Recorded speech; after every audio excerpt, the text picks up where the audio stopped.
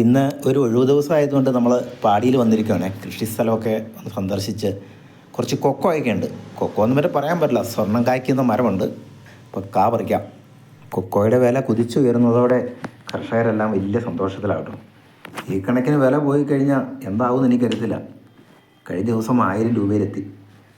ഇനി ഭീമയും ചെമ്മണ്ണൂരും ഒക്കെ ഇനി സ്വർണ്ണക്കടം നിർത്തിയിട്ട് വല്ല കൊക്കോ കടയും തുടങ്ങേണ്ട വരുമെന്ന് എനിക്ക് തോന്നുന്നു. പെണ്ണിനെ കെട്ടിക്കാറാവുമ്പോഴേക്കും ആരെങ്കിലും വന്ന് സ്ത്രീധനമായിട്ട് ഒരു വർഷത്തെ കൊക്കോയും 100 കൊക്കോ മരവും സ്ത്രീധനം വേണമെന്ന് പറഞ്ഞാൽ അത്ഭുതപ്പെടാനില്ലാത്ത കാലത്താണ് ഇപ്പോൾ ഇതിൻ്റെ വില. ദൈവമേ എന്നല്ല എന്നാ പറയാം. കൊക്കോ മരത്തെ കയറി കൊക്കോക്ക പറിക്കരുതെന്നാണ് കേട്ടോ പറയുന്നത്. കാരണം ഇതിൻ്റെ പൂവൊക്കെ ഉണ്ടാവുന്നതിൻ്റെ തടിയേക്കടെ. അപ്പോൾ നമ്മൾ ചവിട്ടി കയറുമ്പോൾ അതിൻ്റെ പൂവൊക്കെ പൊഴിഞ്ഞു. പക്ഷെ സമയക്കുറവ് കൊണ്ട് ഞാൻ ചാടി കയറി. എന്തായാലും ദേ നമ്മുടെ കൊക്കോയിൽ ഒരു തേൻ കൂടി ഇരിപ്പുണ്ട് കേട്ടോ. ഇനി നമുക്ക് തേൻ എടുത്തിട്ടാവാം അടുത്ത കളി. അതിന് നമുക്കൊരു മുൻകരുതലൊക്കെ വേണം. ഒരു ഏണി ഒരു കോണിയൊക്കെ വെച്ച് കെട്ടണം. കാരണം യുവമാർ പരന്തീർന്ന കുത്തും. കൊത്തിക്കഴിഞ്ഞാൽ നീരും വയ്ക്കും, വേദനയും കൂടും. നാളെ ഓഫീസിൽ പോക്ക് നടക്കില്ല.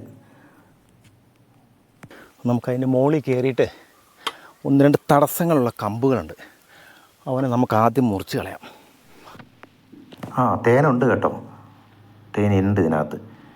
ഇത് കോൽത്തേൻ എന്നാണ് പറയുന്നത്. ഈ കൊക്കോ പൂക്കുന്ന സമയമായതുകൊണ്ട് യുവമാർ വന്ന് കൂടിയേക്കുന്നതാണ്. ഇപ്പോൾ ധാരാളം പൂവുണ്ടല്ലോ. അപ്പോൾ യുവമാർ വലിയ ശക്തിമാന്മാരല്ല.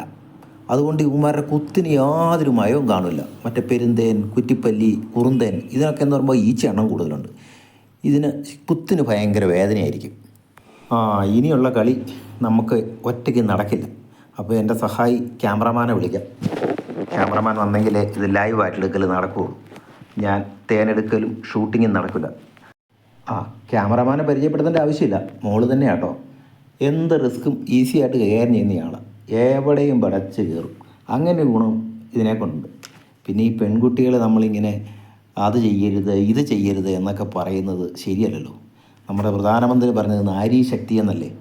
അപ്പം അതിന് മുകളിൽ കയറിയിരിക്കട്ടെ എന്താണ് ക്യാമറമാൻ. ഇനിയുള്ള അങ്ങോട്ടുള്ള കാലം ജീവിതത്തിൽ ഒരുപാട് റിസ്ക്കും ടെൻഷനും ഒക്കെ എടുക്കേണ്ട ആളാണ്.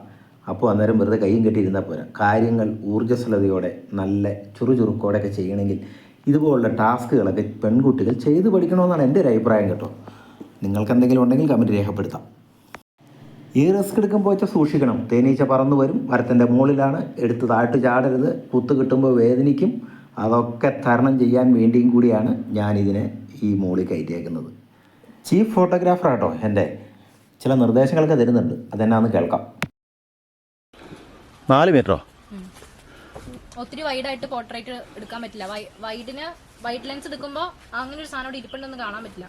ഇതിലേന്ന് പോർട്രേറ്റ് ഇട്ടില്ല, ഇവിടെ നോക്കിയത് ഈ ഡിസ്റ്റൻസ് അതിന് പാകാം.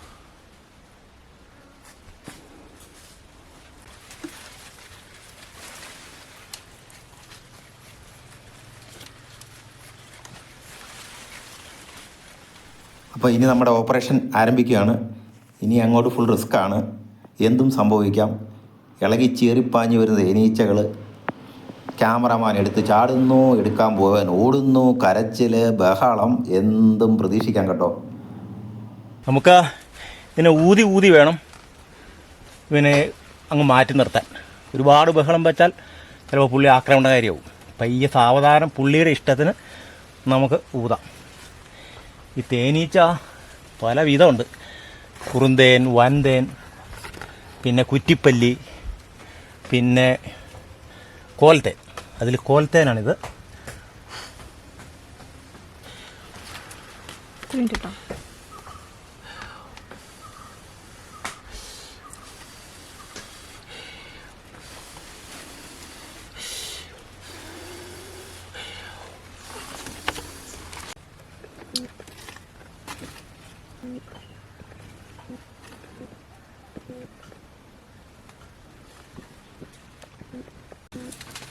എന്തായാലും നമ്മൾ സൗമ്യമായി അവനോട് അടുക്കുകയാണ്. ഇതുവരെയും അവൻ പ്രശ്നമൊന്നും ഉണ്ടാക്കിയില്ല.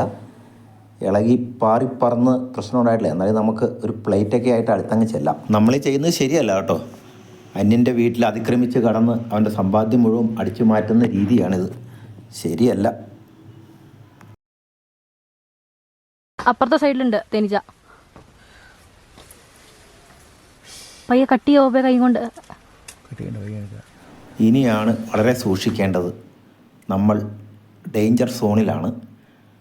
മീശമാധവനിൽ ദിലീപ് കാവ്യയുടെ അരഞ്ഞാണം പറിക്കാൻ പയ്യെ ഇറങ്ങി ചെല്ലുന്നത് പോലെ വളരെ സൂക്ഷിച്ച് ചെന്നില്ലെങ്കിൽ ഇവൻ പ്രശ്നമുണ്ടാക്കും.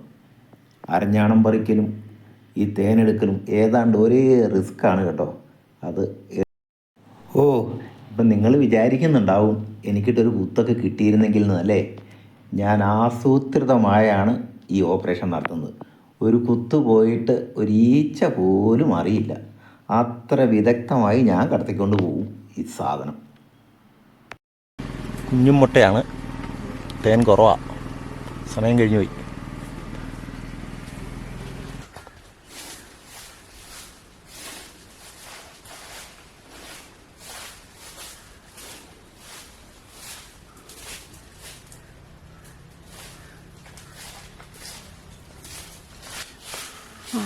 നമ്മളൊരു കുത്തു പോലും കിട്ടാതെ സാധനം എടുത്തു കേട്ടോ. ഇപ്പം കുത്താൻ തുടങ്ങിക്കഴിഞ്ഞാൽ നല്ല കുത്തു കുത്തും. പിന്നെ ഇവൻ്റെ കുത്തിന് നീര് കുറവായിരിക്കും, പക്ഷെ വേദന കൂടുതലായിരിക്കും കേട്ടോ.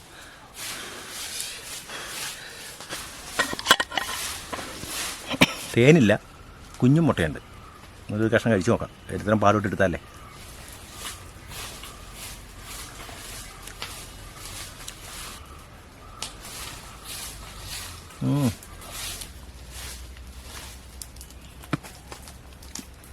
നല്ല പശുമ്പാലിൻ്റെ ആവാം. ഒത്തിരി റിസ്ക് എടുത്താണ് ഇത് പണി ചെയ്തത്. വീഡിയോ ഇഷ്ടപ്പെട്ടാൽ ലൈക്ക് ചെയ്യണം, ഷെയർ ചെയ്യണം, സബ്സ്ക്രൈബ് ചെയ്യണം. അപ്പോൾ അടുത്ത വീഡിയോയുമായിട്ട് അടുത്ത ദിവസം വീണ്ടും കാണാം. Okay, by.